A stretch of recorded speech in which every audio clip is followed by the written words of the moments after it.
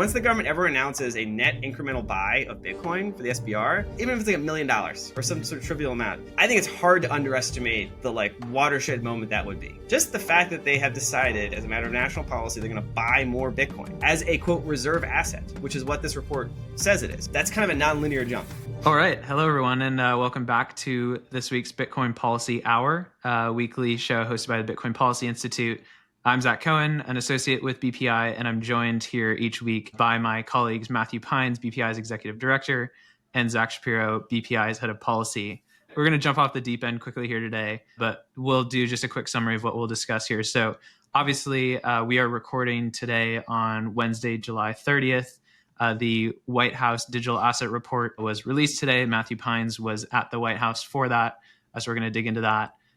There's obviously also been some pretty significant developments in the cases in the Southern District of New York. So that is the Tornado Cash case, which has now gone to the jury for deliberation. And then there was some news around the Samourai Wallet case with the developers of Samourai Wallet entering into plea deals with the U.S. government. So we'll cover all of that. But Zack, kick us off here. We got into first a little bit of the most important question is are we feds?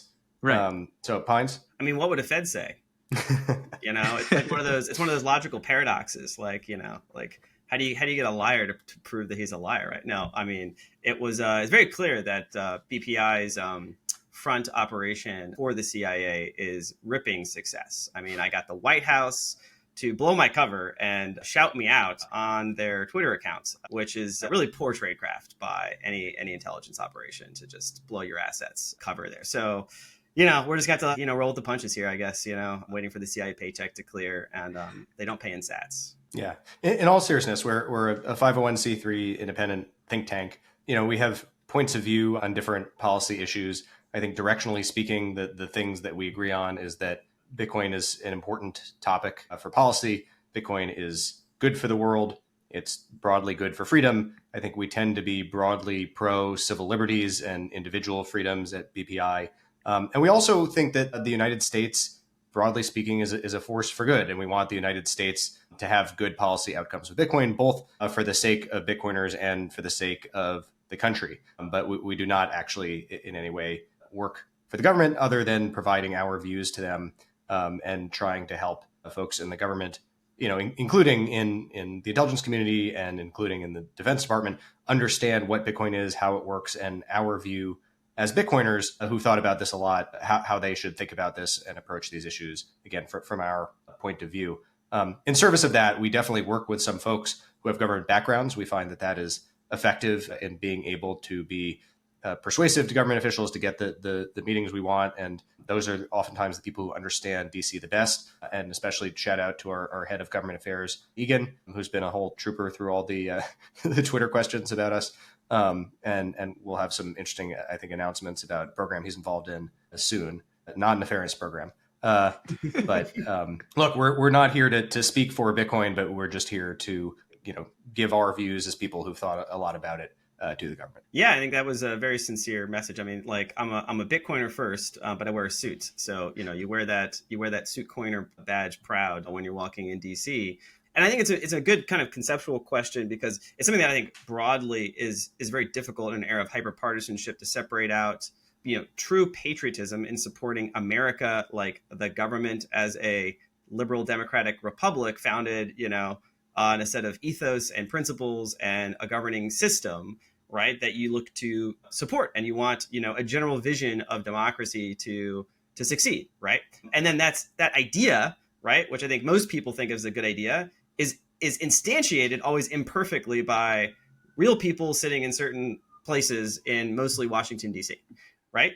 And so there's a constant tension between voice and exit, between protest and advocacy, right? And there's a healthy balance between both of those dispositions, and they have to be kind of calibrated to the moment and, measured in how you approach, right, your particular political and social objectives, right? And I think BPI exists as a think tank organization fundamentally oriented towards education and analysis with a clear objective, right, which is to make sure that America, gets the most benefits out of a positive relationship to Bitcoin, and that by the U.S. government, right? This constitutional republic that we all live in and under whose laws we exist, makes our lives, right, as flourishing as possible in accordance with our beliefs that Bitcoin is a great thing, right? And so we want America to believe Bitcoin is good, and we want that to be a good thing for Bitcoiners in America. And by instantiation, sort of developing pro-Bitcoin policy around the world as a good thing for Bitcoiners around the world, right? So that's like the core ethos, the core kind of the guiding principle here. And that means you have to engage with the actual, material manifestation of the government, which are individuals, right, with certain bureaucratic responsibilities. And you have to talk with them. You have to engage with them. You have to cajole and convince and educate. And they're people just like other people. And sometimes they're nefarious and have bad intentions. And they're just, they're just implacably opposition to you, right? And that's probably a fair minority, though, of the people we interact with, right? The vast majority of the people in government really have no, I think, inherent dispositions towards Bitcoin one way or the other. And so that's like, soft clay that can be molded in various ways and can be molded in a hard, resin that is like very anti-Bitcoin. And that's going to have generational effects for you as a Bitcoiner and your children and people around the world that, fundamentally can't have a say in Americans' democratic process. And so, we can avail ourselves of this open system that we live in, right? And being in an open system means you can go in and you can just do things, right? And that's BPI's whole sort of thing is like, you can just do things. You can create a think tank. Like there was no special like status that anyone in BPI had by far the opposite, right? Like we were a bunch of random blog posters, right? With no Twitter account, right? When we started BPI, right? And so, yeah, I mean, there's no monopoly on good ideas here. And I think it's a testament to just Bitcoin's power to kind of channel people, and those people will just activate themselves to pursue the good that they think they want to achieve in the world. And I think there are, like specifically, embarking on this mission, to be transparent, there's some real challenges, I think, in representing, in some ways, sort of Bitcoin to the policy world. One is Bitcoin is a sort of grassroots decentralized system, right? Unlike a lot of the other sort of crypto policy groups where you're either representing a specific like token ecosystem where there is a foundation and it's more or less a top-down sort of model run by a company. You sort of know where your marching orders are, where your funding comes from, and there's sort of fewer questions about what you're advocating for. Whereas when you're talking about a decentralized network, there really isn't always sort of the Bitcoin community's view, right? And so we're less speaking for a group of people than we are to speak about a sort of technological paradigm. And that technological paradigm has embedded in it some values, right, around sort of individual rights and freedom and civil liberties. But it's not a sort of specific group of people that we are sort of empowered to speak for. And then the other challenge, I think, is, in Bitcoin's history, we're very cognizant of the history of the block size wars and the New York Agreement and sort of and the Bitcoin Foundation and previous attempts of people who really set out to speak for all Bitcoiners, not necessarily to policymakers, but maybe sort of more broadly. And in many ways, that is sort of antithetical to the values. If this community has values, core to those values is there's not one group of people who gets to speak for all of us. And so, we try and be sort of really cognizant of that. And when we're talking about Bitcoin, we're talking about Bitcoin, the asset, we're talking about Bitcoin, the network, we're talking about Bitcoin, the technology, but we don't speak for any specific group of people because God knows people have many disagreements within the Bitcoin community. Pines, I was going to ask, did you successfully orange pill the deep state? Work in progress, got to push that rock up that hill. Love it. All right. You spent all day today at the White House, and the reason being they were unveiling the digital asset report, which was a part of the early Trump admin executive order to basically establish a regulatory framework for the entire digital asset ecosystem. I obviously want to hear all about it because I've not heard about it yet. But I also want to hear about the sort of tone in the room. I watched an interview from Eleanor Terra, Crypto in America. They interviewed Bo Hines, it seems like earlier this morning.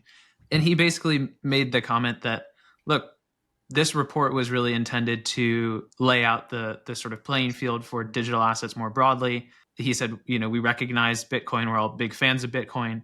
But that seemed to have sort of taken a sideline to some extent here. So I'm curious if that was kind of obvious in the room today or if that was just kind of an offhanded comment. Yeah. So first, just context, material, substance, and then atmospherics, right? So the context is this is a 180-day report that was due, 100 days after the executive order was signed. And I'll just note in terms of the timing, the requirement to write such a report and the original description of what the content of the report should be came before the Strategic Bitcoin Reserve executive order was separately issued, right? So if you actually look back at the original language, it basically said this report should include essentially a whole section just dedicated to the Strategic Bitcoin Reserve, including the scope of what assets should be held, yada, yada, yada. That executive order came out in like late January. The executive order establishing the Strategic Bitcoin Reserve came out in March and kind of like front ran like essentially what was ultimately, originally intended to be in this report, right? Like if you go back to that original January, February, it was kind of like, oh, the SBR, they kind of kicked the can to this report. So we'll have to wait for this report to come out to learn, won't they do an SBR? And then they just decided to do it in early March, right? And so that kind of rendered the SBR component of this report as it was originally conceived in January kind of moot, right? Or it kind of reset the expectations then that, oh, you signed the executive order establishing the SBR in March. This report will somehow be like a forward progression of that move, right? But just to kind of play from the perspective of the people drafting this, like the report was always supposed to be like at this level, right? And actually, the SBR executive order kind of pulled forward the things that I think they had originally intended to put into this report. So that's like context. So that's why this is specifically really about their broader views of digital financial technology is what they call it, right? And it is a pretty comprehensive report. It's like 160 pages long, and it's divided up into a number of different subsections, giving a kind of a helpful introduction to like what Bitcoin is, what was the innovation, right? How does it work? Like they actually have pretty technical walkthroughs of like, here's how a blockchain works and here's the proof of work mechanism. So they actually do a pretty good job of like educating, like explaining the technology, explaining the innovation that Satoshi Nakamoto had. And I would note that, while Bitcoin is kind of like in the background, I would say, of this report, it like every single chapter is a quote from Satoshi or the Bitcoin talk forums, right? So I just find that to be quite revealing, indicative of like a meta point of like just how much like Bitcoin's culture is now kind of reflected in a White House report, digital assets. Like they're quoting Bitcoin talk forums, they're quoting Satoshi, they're linking back to like early debates in 2010, 2011, kind of OG discussions, right? And they're citing, Nakamoto Institute, posts, right? So it's a deeply informed report about the history of cryptocurrency in America and around the world as like a technology, right? So that's fundamentally how we think about it, as like an analytical report about the development of this new technology. But they're fundamentally like, they're not Bitcoin maximalists, right? By any means, right? They're surveying the development of technology to have a good chart that basically shows kind of the timeline of the different eras of Bitcoin and the emergence of digital assets, based off of Bitcoin, and then kind of the explosion of different protocols and booms and bust cycles, FTX collapse. They kind of give a history of that. There's like detailed policy recommendations though that I think are useful to dig into. There's like dozens of them in there, and I think we don't have time in this podcast to go through all of them, but they cover the waterfront from banking regulation, KYC, AML, tax.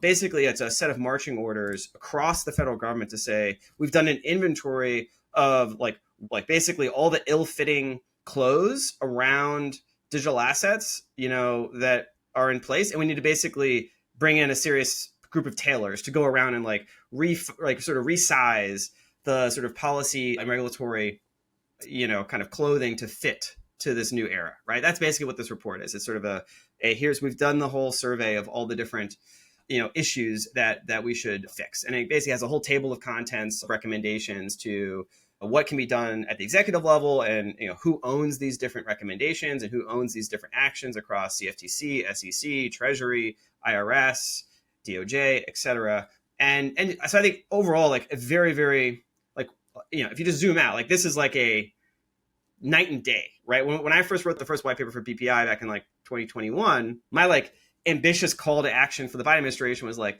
write like a Bitcoin strategy document, just kind of like get yourself smart on this. And they wrote an executive order on digital assets that was kind of long, but it was like a bunch of studies. It was a bunch of reports. If you go back to the Biden administration, they were like, okay, we're going to issue this digital assets executive order, and we want to have like Treasury Department and a bunch of other departments like write reports, just a call for more reports. This is like very, very tactical, very specific, very in the weeds, right? It's a very in-depth report. On the Strategic Bitcoin Reserve, I would note that like they leave it for the very end, right? But there's a full page kind of call out box just on it, and it doesn't do anything that I wasn't expecting to announce new new purchases. It basically recapitulates what the executive order said in March, basically saying we will explore and we'll identify budget neutral means of acquiring additional Bitcoin. The one interesting little wink though is there's a footnote attached to that bullet that basically cites the sort of colloquialism in Bitcoin called stacking sats, right? And so here you have essentially footnotes referencing a kind of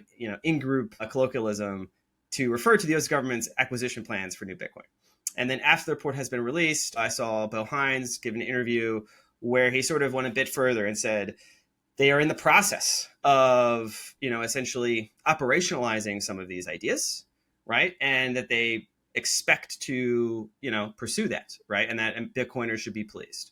And I just think this takes time. Like my understanding is they spent like months just trying to find all the Bitcoin in America's different couch cushions, and it was a very messy administrative bureaucratic process. And just the process of setting up an office to manage the SPR is itself a complicated bureaucratic thing. Like who literally, like which physical person in which physical office inside the Treasury Department is going to have this responsibility, like what memos need to be written, which legal opinions need to be developed that like give it this authority, what sort of custody arrangements do they have?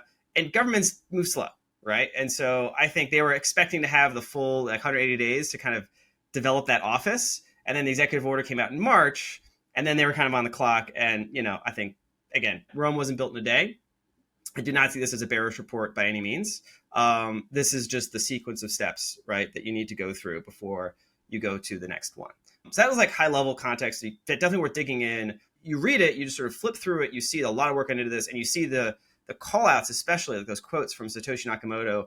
I don't know, just like that.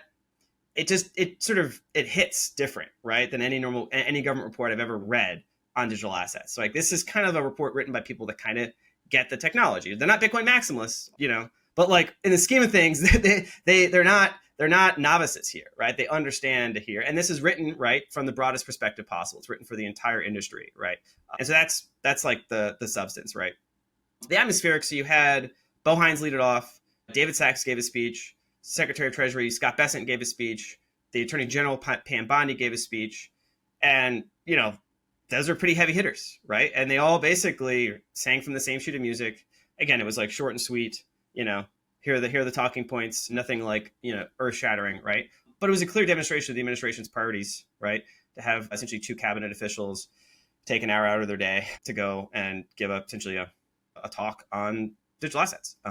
So the upshot is, I think this is the next step, right? This isn't the end. This to them is like, all right, we spent 6 months just like cramming to basically do this massive sort of let's level set across the entire federal government. But now they have a whole bunch of very specific actions, like a whole bunch of, very tactical instructions, policy recommendations, and legislative objectives that they want to achieve. And so this is just like the next evolution now into now they have to execute this, they have to implement this. And so there's lots of opportunity now to get in the weeds, because I think a lot of folks across the administrative state, so to speak, right, in IRS, in Department of Treasury, Department of Defense, are sort of waiting on this report to be written. Because now that it's published, it's like, okay, these are the marching orders. Now it sort of waterfalls down the line. Now there's like very specific guidance that has to be rewritten or could be rewritten, inside Treasury, and it's like, all right, well, that's now going to go to that office. This is going to, I think, now propagate through the government, and you'll see the government, I think, start to move a little bit more like tactically. We've had a lot of rhetoric, a lot of sort of strategic level kind of things happening at the White House. This is the sort of the type of activity that sort of starts to push that down into the government. Fantastic. Zack, I want to go to you. Just any initial thoughts upon reading the report? Yeah, I thought in general it's great. It's really thorough. It's going to take some time to sort of dig into all the details. I also appreciate it. Even in the stablecoin section, there are a whole bunch of different Satoshi quotes. The part that's sort of nearest and dearest to my heart is the sort of very serious treatment that's given to how to appropriately address illicit finance risks while not putting burdens on developers and providers of non-custodial services. The report specifically recommends adoption of the protections for non-custodial developers and services from the Clarity Act and the BRCA. It calls both out by name and endorses them.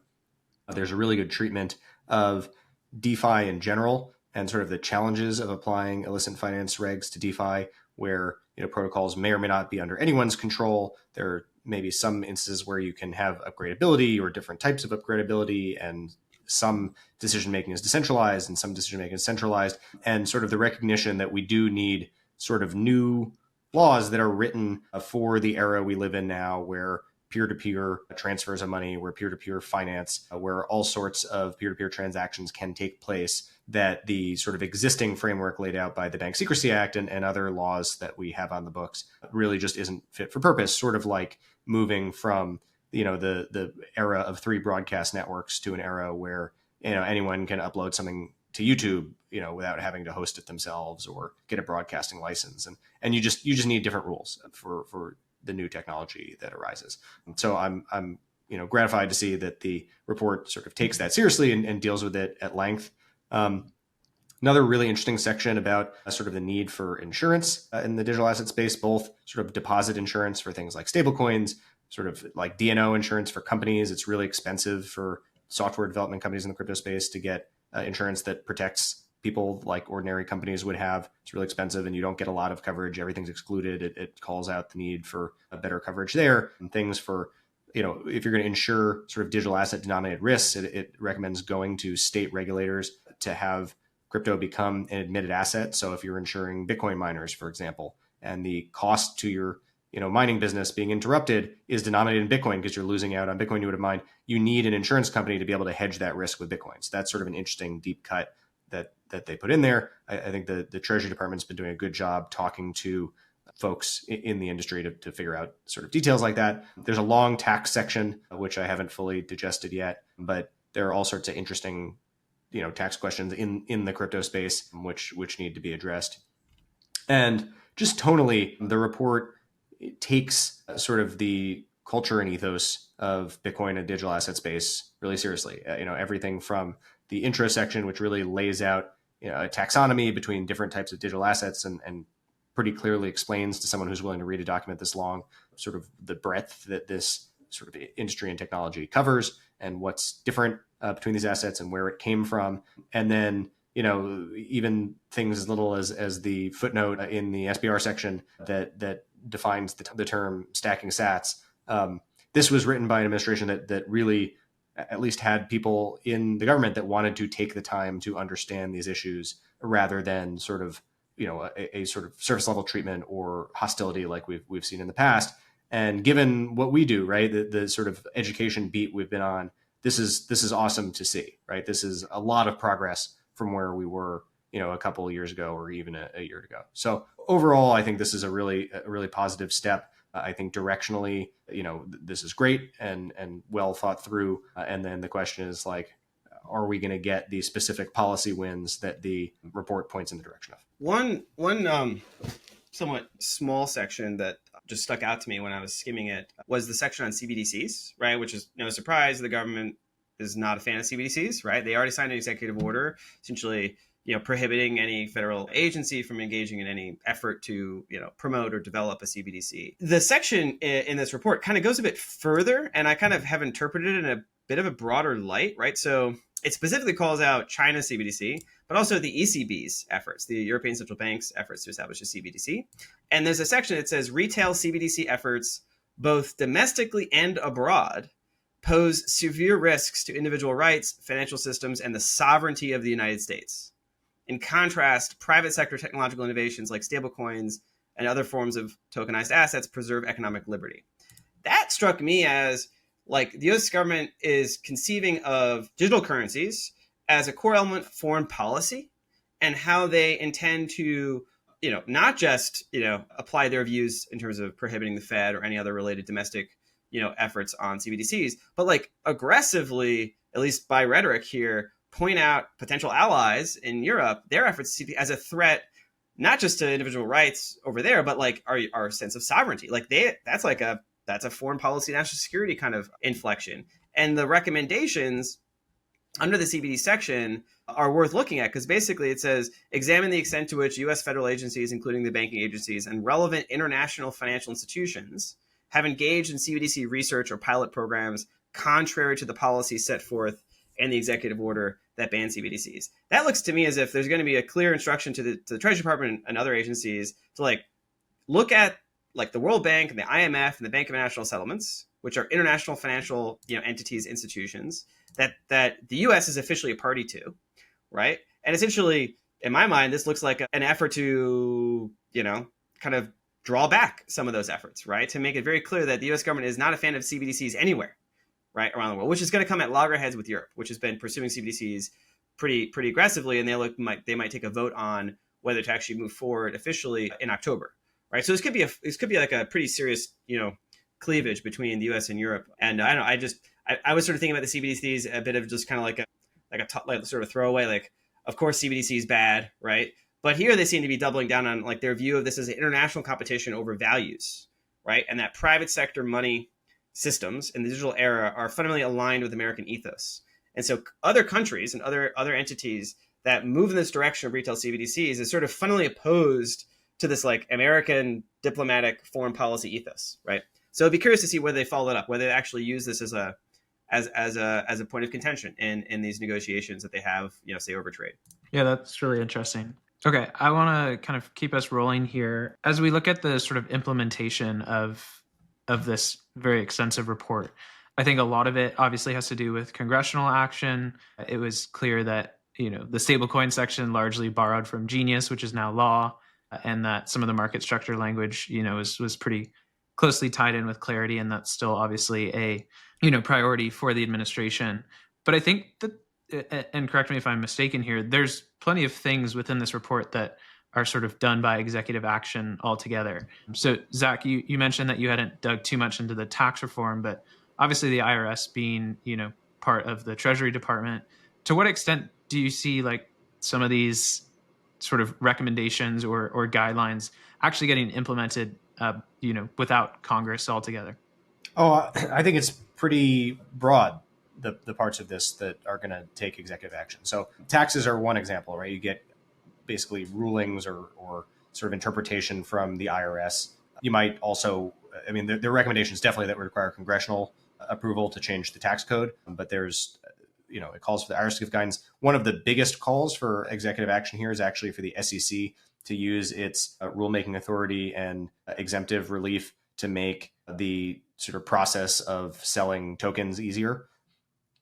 The truth is, like, the Clarity Act provides some statutory safe harbors for launching tokens, but it doesn't solve the real problem of a lot of these things look like securities. And you can add a 4-year safe harbor for something decentralized, but not every crypto token is going to decentralize to the point where it's not going to meet the Howey test. And so you really need the SEC.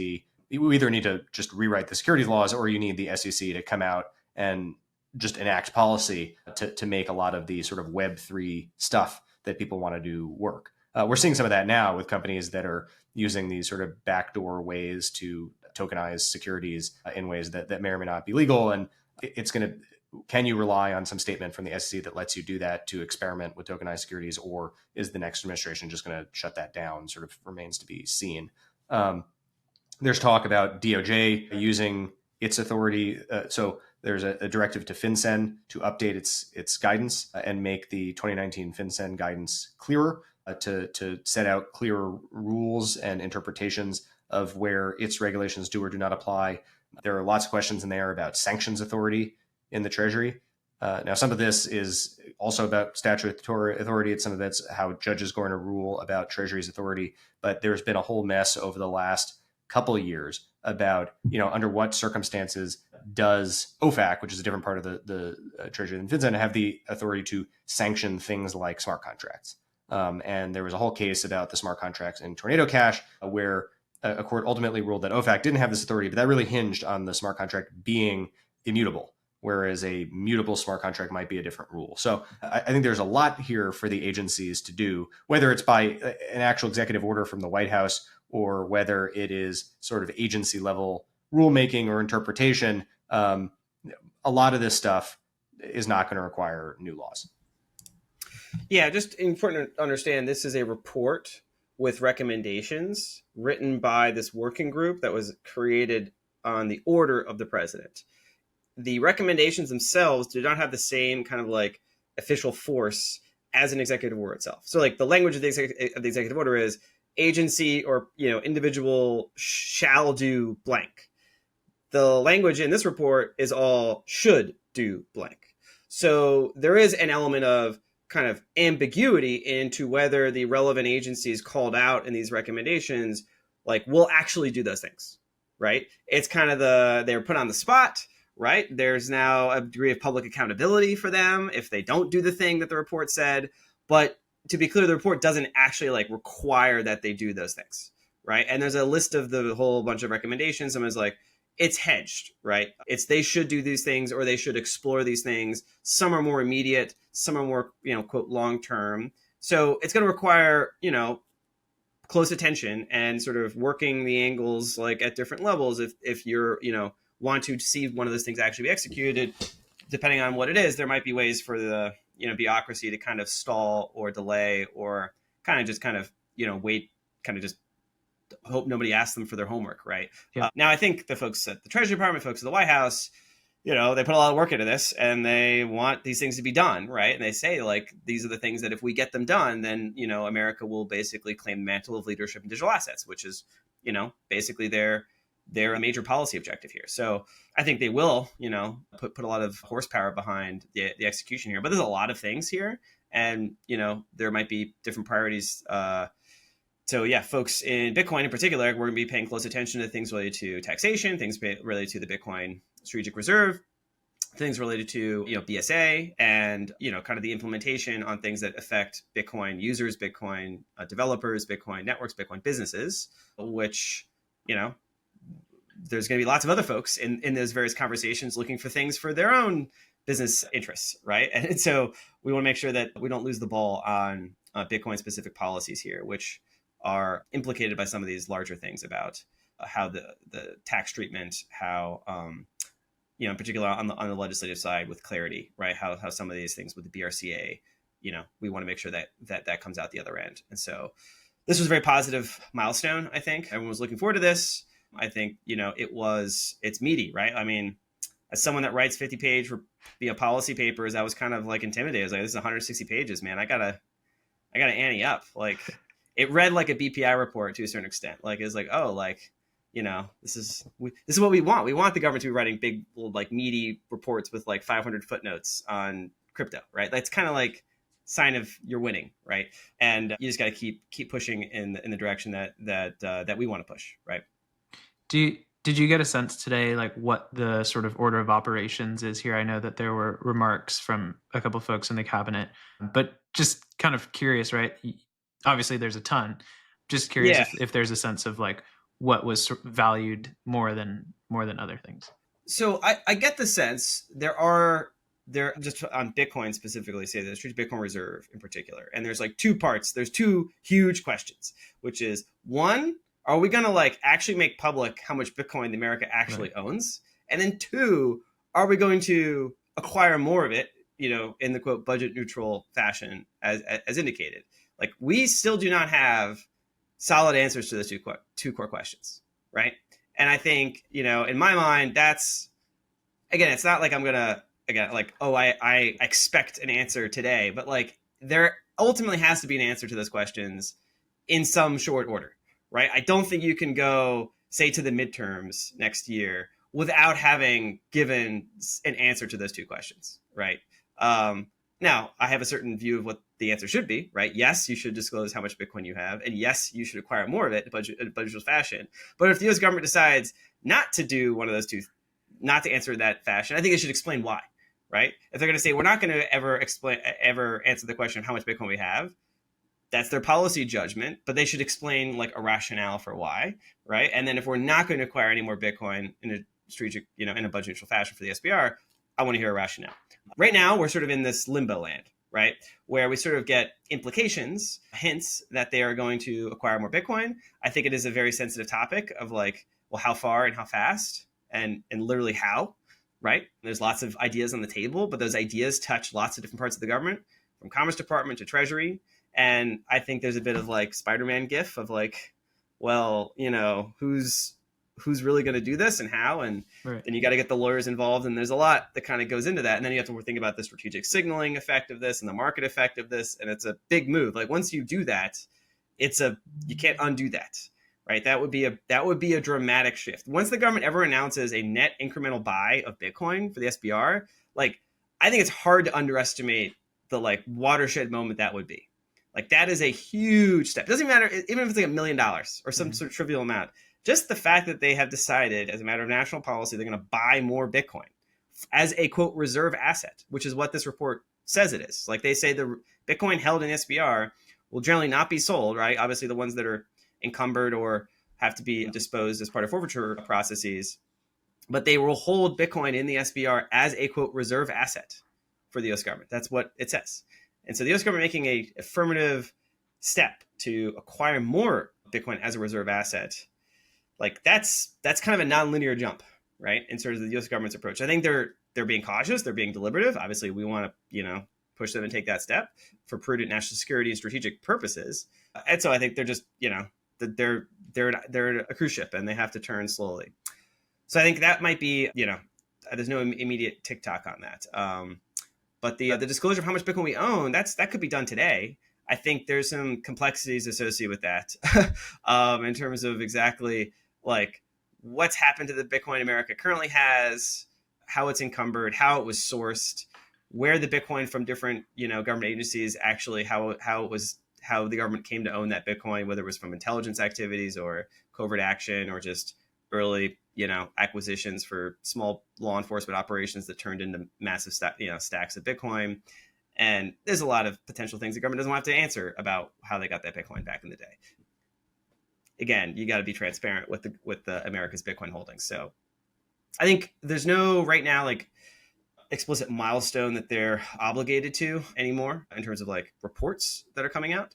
I think the next big move is going to be clarity, right? They've clearly, expressed this as the strategic policy priority for crypto this fall. They want to try to get that done. That's optimistic potentially, but I think now that they've got this report done, they want to, sort of lock in the victory on Capitol Hill. And then the question for me is, okay, what comes next after that? Right? If they sort of check the box, quote unquote, on stablecoins and market structure, do they see that as a done deal? And what remains for the SBR, both in terms of executive action and legislative action with the Bitcoin Act? We are, working that, right, to keep that a live policy issue that is ready to take more attention if clarity gets across the line. Yeah, I think to repeat what Bo said in an interview, it was like our friends in the Bitcoin industry will be happy with the direction we take, which is obviously, kind of hedging to some extent. And he was also asked, how much Bitcoin do you own? He said, I'm not at liberty to share at this time. So, yeah, I think that's a good flag to plant in the ground, which is, hey, how much do we own? And are you adding? And no more of the, like, you all will be very happy, Do we think they know? Is the issue that there's like I totally am willing to believe that there is stuff that is awkward to disclose or we can't disclose for national security reasons or whatever. But do we think that the government like has the precise number? Well, I mean, it's like, whatever number they have is precise. Is it accurate is a different. So my understanding is that, the U.S. Marshal Service has the main account, right, for the certain forfeited seized assets. There's also, apparently like custody accounts of seized crypto in the hands of like local field offices of the FBI and attorneys' offices of the U.S. Department of Justice. And those were never like properly centralized or like nationally reconciled.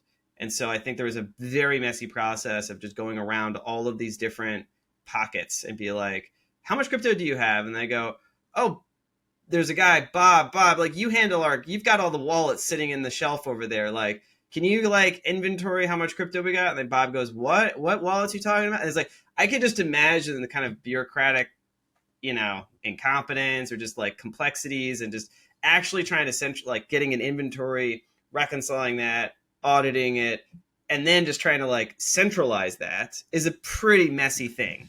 And so I'm not confident that they've really found all of America's crypto, right? I think they've probably found a lot more than they didn't know about, right, beforehand. And that might be part of the complexities of like, they found all of this other data. The executive order did not specify like, only, certain, it was like literally everything, right? So including anything that's held by the CIA, anything that's held by the National Security Agency, anything that's held by the Defense Intelligence Agency, anything that's held by, name your, 16 intelligence community agencies that could all have just, accumulated a bunch of random crypto over the last 15 years.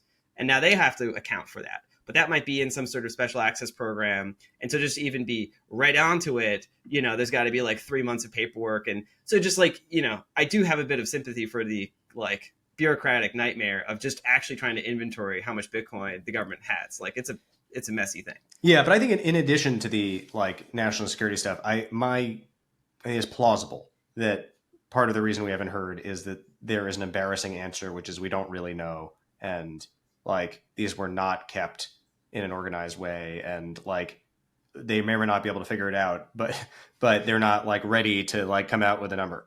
I think it's probably a combination of that, right? Which, if that was the case, they could just blame it on Biden, right? Anyways. And so I think there was definitely that case of just incompetence and just, the government not keeping track of these things properly. And I think there were even some cases of, people using spreadsheets for, with private keys, just in plain text. It's just, pretty shoddy stuff, right? So there is a certain just pragmatic, good housekeeping element to the SBR requirement, which is that is America's Bitcoin, and it's potentially worth a lot of money for taxpayers, and you should treat it with the same degree of security and rigor that you treat your obligation to be a good steward of the public purse. And if there are millions, if not billions of dollars just sort of floating around, not being properly managed or custodied, that just kind of offends me from a good government perspective. And so it is obligation first, number one, of the Treasury Department to you're supposed to keep track of America's wallet, right? Including our digital wallet. And if you haven't been doing that, it doesn't look good for you. So maybe there's a bit of an embarrassment on that front. Just it's so messy, and they just need a lot more time to kind of clean it up before they're ready to kind of present a nice ledger to the American public. So I think you're probably right. Eye on the clock here. We've got to dig into some of the updates from the Southern District. So Zack, we'll go to you first. I know that you went to the hearing this morning and you listened to some of the closing statements in the Tornado Cash case, but curious first, if you have an impression of how the cases went in on Tornado Cash, if you get the sense that, one side went in better than the other, if you want to offer a prediction, go for it. But yeah, just curious your thoughts. Yeah, I think it's hard to say. I think the issues in the case are really difficult. And so sometimes how well the lawyers do doesn't really translate into what the jury hears. Although, honestly, on average, so I spent 2 years working in that courthouse. And when I was clerking on the Southern District, we always got to talk to the jury afterwards and ask what they thought about it. And usually I was pretty impressed by how well, ordinary jurors are able to follow cases. It's just, this is a tough one with having to figure out what an immutable smart contract is and a bridge and wrap your mind around Axie Infinity. And so, I think the beginning of the case, my sense is that there were a bunch of kind of footfalls from the government. The government's initial case wasn't that good. They were able to sort of shore it up at the end. And the government's case really revolved around a couple of things. The government's having to prove two things in the case. One is a money laundering conspiracy, which is about, did Roman Storm offer the Tornado Cash service for the purpose of, or with the intent of, helping criminals launder money?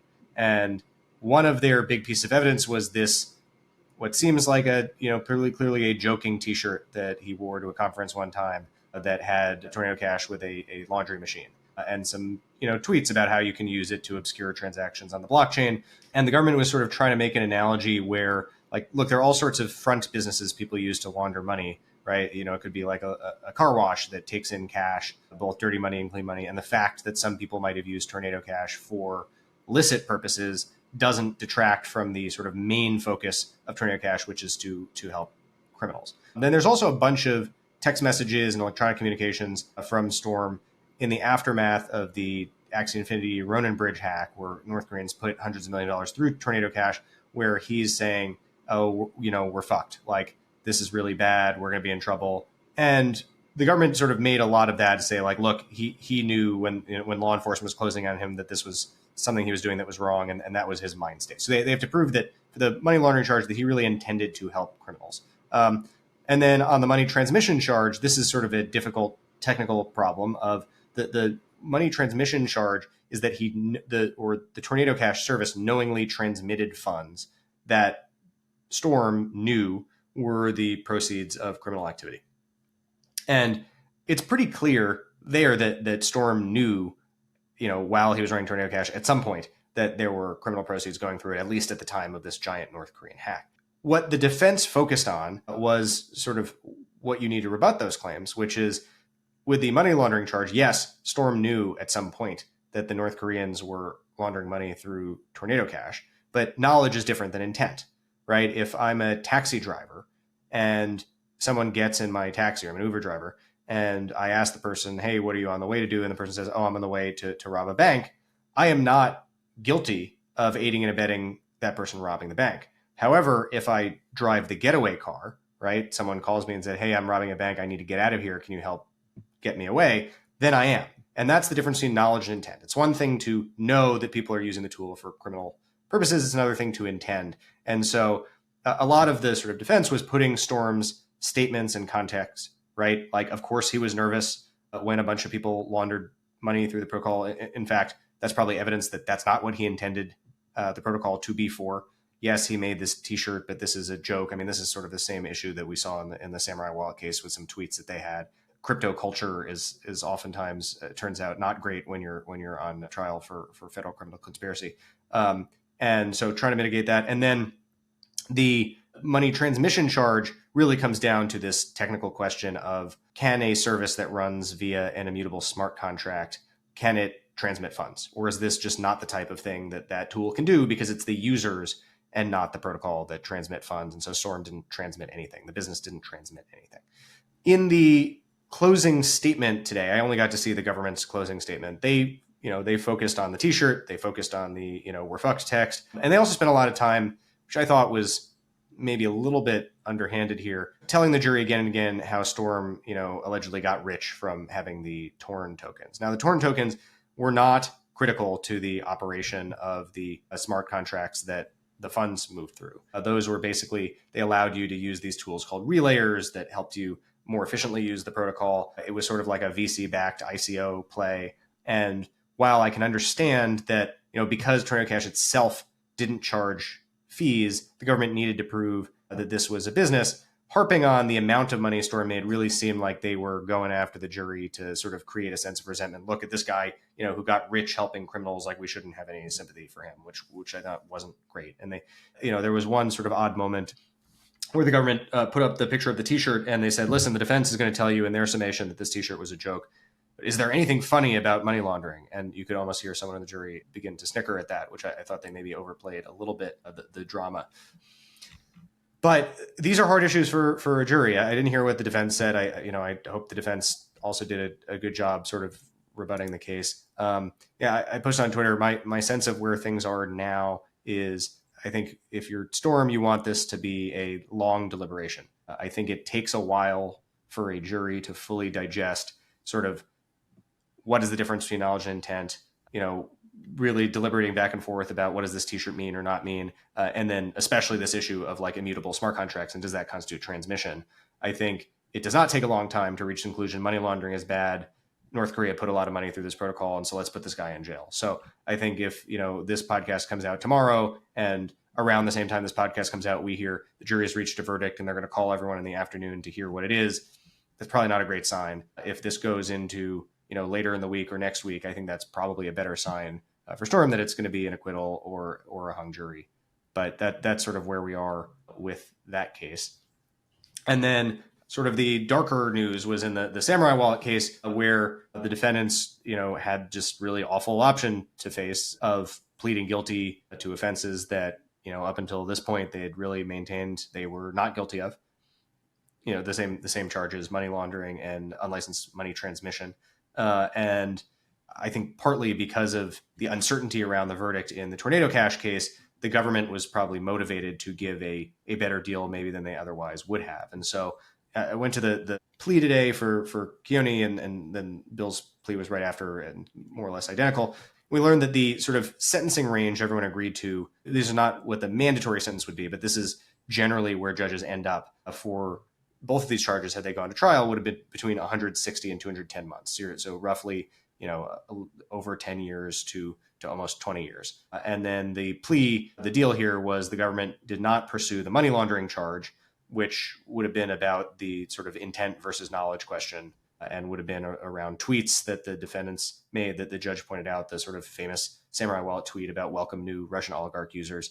And instead, they pled guilty to the money transmission charge, which has a maximum of a 5-year sentence. And defendants agreed that they would not appeal the conviction, right, once they pled guilty, and that they would not appeal their sentence if it was 5 years or less. And so sentencing for that case is going to be in November. I think it's November 6th.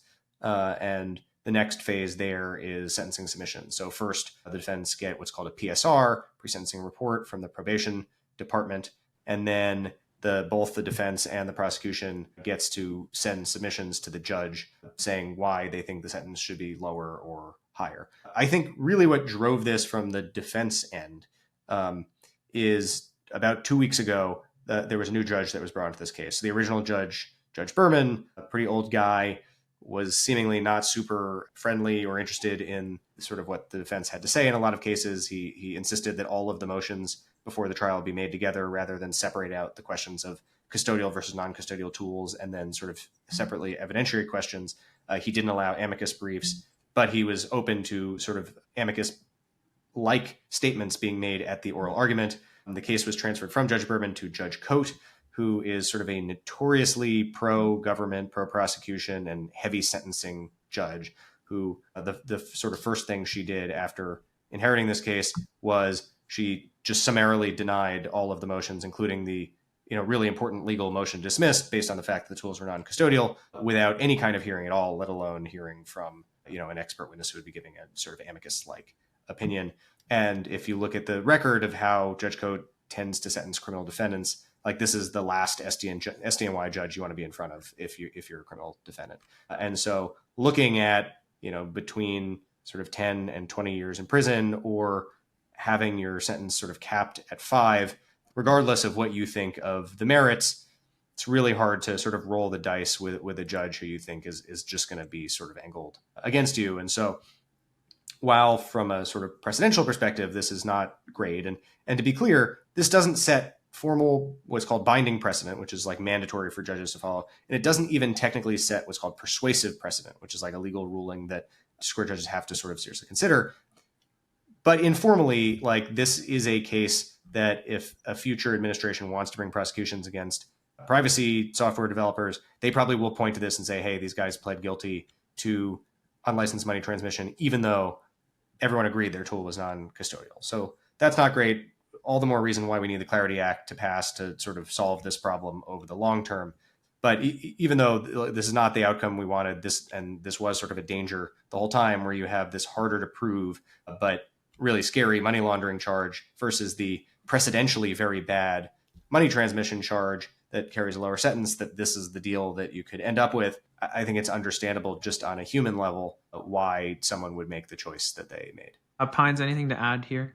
No, I mean, Zack gave the very thorough rundown, right? I mean, this is the nature of America's justice system. It's very contingent. You have to really get into the weeds, understand, the facts at issue and the judges that you're in front of. And ultimately, while this has larger sort of policy and sort of implied precedent sorts of questions for everyone, like these are human beings that are facing life-changing decisions. And, you can't really second guess or sort of prejudge or, ultimately everyone makes their own decisions and how to do that risk trade-off here. So, potentially unfortunate sort of upshot here, but, the policy work, is drawn even to sharper relief here, right? Like you can't rely on smart technology forward judges. You can't rely on prosecutors not being, bad faith kind of shenanigans.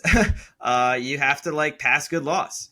You have to set the basic predicate in a fundamentally different way. And so that's why you need something like the BRCA. Okay. Last topic here. I don't know if this will be live by the time this gets published, but BPI is excited to be launching our Congressional Fellows Program. Mm-hmm. Pines, I'm going to turn it over to you here. Curious just on the sort of high level, what this program is, why we're extremely excited about it, and then we can try to direct people to the right place to get more information about it. Yes, it's going to be really exciting. And I don't want to steal CIA Station Chief, Director of Government Affairs Thunder, Ken Egan, who is the brainchild, mastermind, and, he's been putting the horsepower behind this. It is a really exciting new initiative that BPI is proud to launch, which is going to be our Congressional Fellowship Program. So we have a research fellowship program, which has been the backbone of BPI's work, right? 24 plus fellows, academics, professionals, folks that have informed expert opinions and insights on Bitcoin and related policy issues. And we've been able to support their research, platform them, really put them forward as sort of thought leaders. And that's been the key to BPI success. This is like the next evolution of that activity, but focused on Congress, right? And so it is both legal and ethical for 501c3 nonprofits like ourselves to establish a fellowship program that recruits and then offers to willing congressional offices policy experts in different domains. So there's a kind of a well-known and well-established version of this called the Tech Congress Fellowship Program, which places kind of early and mid-career policy experts in technology in congressional offices, both Senate and House, to provide kind of informed, expertise on different policy issues to legislators. And there's a firewall, right? So once we identify and select and then offer these to the individuals, they work for those individuals. They don't work for BPI. We have no hand in overseeing their work. We don't communicate with them on policy questions that are relevant to our own advocacy work. We basically are just sourcing and then supplying. And then they go off and they go work in an office. Typically it'll probably be, a sort of a year-long term that may be adjusted. But yeah, it's a fully paid position. Essentially you are a staffer for a member of the House or a senator's. You could be working for a committee. And so we will be putting out the bat signal to civically minded, intelligent, articulate, and patriotic Bitcoiners that want to go into the halls of Congress and the Senate and educate and help support good Bitcoin policy.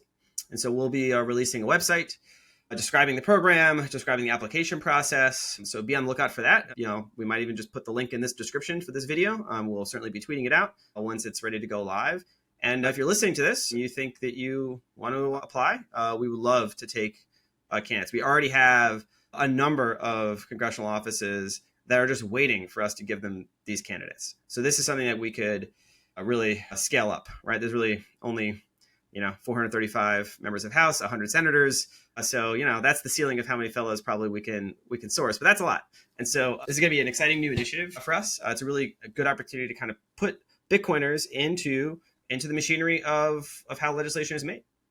And I'll tell you, this is a force multiplier, right? The conversations that BPI has been having has been, one-on-ones. It takes a lot of time to go meet with a member of Congress, and you've got 30 minutes, an hour at most, usually to talk about these issues.